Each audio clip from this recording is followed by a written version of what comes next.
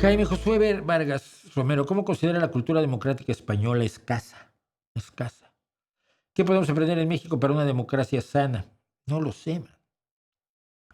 La democracia sana se construye a partir probablemente de los usos y no de los usos y costumbres, de las formas de organización populares, los pueblos sobre todo, explicando cómo eso tiene que subir de nivel, pero manteniendo la representatividad, la transparencia y el respeto que tienen los cabildos locales, por ejemplo, ¿no?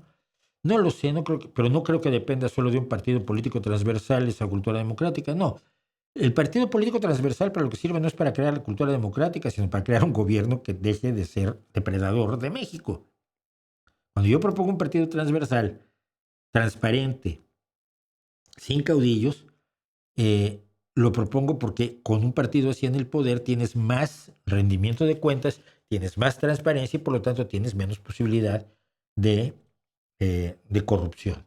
Y sobre todo si creas unos estatutos en los cuales haya, por ejemplo, un código ético que haga que inmediatamente una persona que se comporta de una manera incorrecta sea expulsada del partido y se le exija abandonar los cargos de elección popular o administrativos que se le hayan confiado. Porque el partido lo puede hacer. Porque la gente se compromete a cumplir con ese código ético. No está allí nada más para rendirle pleitesía como otros. Eso es, pero no, la cultura democrática es algo mucho más profundo. Siento que España se aferró a la democracia, se aferró mucho a la democracia después de 40 años. Es una dictadura feroz, una dictadura asesina y torturadora desde el día que ganó la Guerra Civil Española en el 39 hasta el día en que entregó el equipo con su putrefacto último aliento, el Chacal Franco, ¿no? Pero esos fueron más, más de 30 años de casi 40 años de una dictadura horrenda, de un miedo, de hambre, de sumisión, de, de, de falta de oportunidades, de desesperanza para las mayorías. No, para los que vivían en la cúpula, como decía Mayor Oreja, fueron años de una placidez memorable, pues una placidez enorme para ti, que eras hijo de la dictadura, pero para la mayoría de los españoles fue horroroso.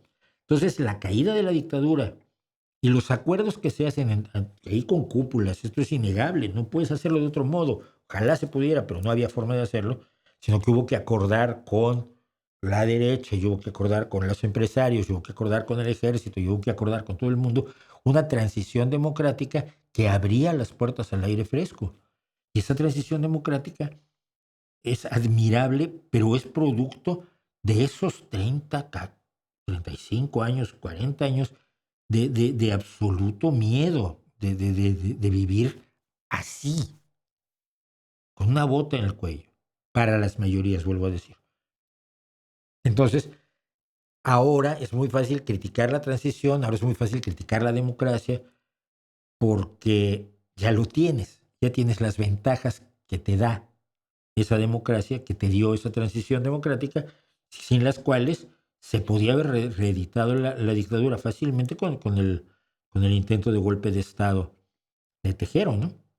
Entonces, no creo yo estar para dar clases de cómo crear cultura democrática. Creo que es tan de cada país que en México yo no veo cómo, pero seguramente gente mucho más metida que yo en los intríngulis del sentimiento directo de la realidad nacional pueda sugerir cómo avanzar. El problema es que yo no veo que haya ganas de avanzar hacia una cultura democrática por parte de las élites, ¿no?